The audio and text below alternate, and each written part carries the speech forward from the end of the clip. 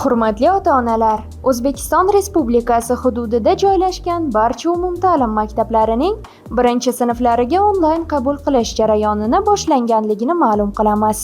Farzandingizni 1-sinfga onlayn qabul qilish jarayonini Maktabgacha va Maktab ta'limi vazirligining my.maktab.uz tizimida ro'yxatdan o'tish orqali amalga oshirishingiz mumkin. Ushbu yo'riqnomada my.maktab.uz saytida ro'yxatdan o'tib, 1-sinf qabuli uchun ariza yuborish jarayoni ko'rsatilgan. Birinchi qadam: ro'yxatdan o'tish tugmasi bosiladi. Ikkinchi qadam: ko'rsatilgan oynada ikki usulda ro'yxatdan o'tish imkoniyati mavjud. OneID yoki telefon raqami orqali. Telefon raqami orqali ro'yxatdan o'tish uchun faoliyatda bo'lgan mobil raqam va parol kiritilishi lozim.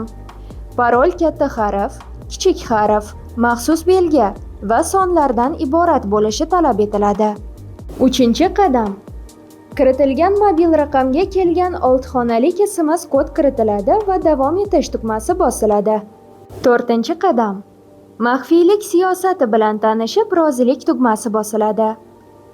5-qadam: fuqarolik tanlanadi. 6-qadam: ariza beruvchining pasport ma'lumotlari ko'rsatilgan tartibda kiritilib, qidirish tugmasi bosiladi. Sahifaning pastki qismida ariza beruvchining ichki ishlar bo'limiga kiritilgan doimiy yashash manzili ko'rinadi. Ma'lumotlar to'g'ri ekanligiga ishonch hosil qilgach, keyingisi tugmasi bosiladi. 7-qadam: bolaning ma'lumotlari kiritiladi. Tug'ilganlik to'g'risidagi guvohnoma, seriya raqami va tug'ilgan sana kiritiladi. Qidirish tugmasi bosilganidan so'ng ma'lumotlar avtomatik tarzda FHDYO bo'limidan integratsiya orqali olinadi. Ro'yxatdan o'tish jarayoni yakunlandi. Ariza yuborish jarayoniga o'tamiz. 1-sinfga qabul xizmati tanlanadi va ariza yaratish tugmasi bosiladi. Ko'ringan modal oynada avval kadastr ma'lumotni olish tugmasi, so'ng saqlash tugmasi bosiladi. Farzand va ta'lim tili maydonlari to'ldiriladi. Doimiy ro'yxatga olingan manzildan kelib chiqqan holda mikrohududga maktab biriktiriladi. Saqlash tugmasini bosganingizda telefon raqamni tasdiqlash uchun maxsus oyna ochiladi. Agarda ko'rsatilgan raqam o'zgargan bo'lsa, yo'q tugmasini bosib, mobil raqamni yangilang. Agarda ko'rsatilgan mobil raqam aktiv holatda bo'lsa, ha tugmasini bosib tasdiqlang. Yaratilgan arizada yuborish tugmasi bosilganida tasdiqlash uchun maxsus oyna ochiladi. Ariza yuborilishini tasdiqlasangiz, ha tugmasini bosing.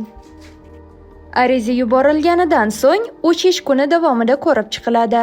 Navbat: ko'rib chiqilgan ariza maktabga yuborildi holatiga o'tganidan so'ng maktabga borish uchun navbat belgilanishi lozim. Birinchi qadam: navbatga qo'yish tugmasi bosiladi. Ushbu tugma bosilganidan so'ng sana va vaqt kiritish uchun maxsus oyna ochiladi. Ikkinchi qadam: maktabga borish uchun qulay sana va vaqt keltirilgan ro'yxatdan tanlanadi va navbatga qo'yish tugmasi bosiladi. Amal muvaffaqiyatli bajarilganidan so'ng tizim ma'lumot saqlangani haqidagi xabarni beradi.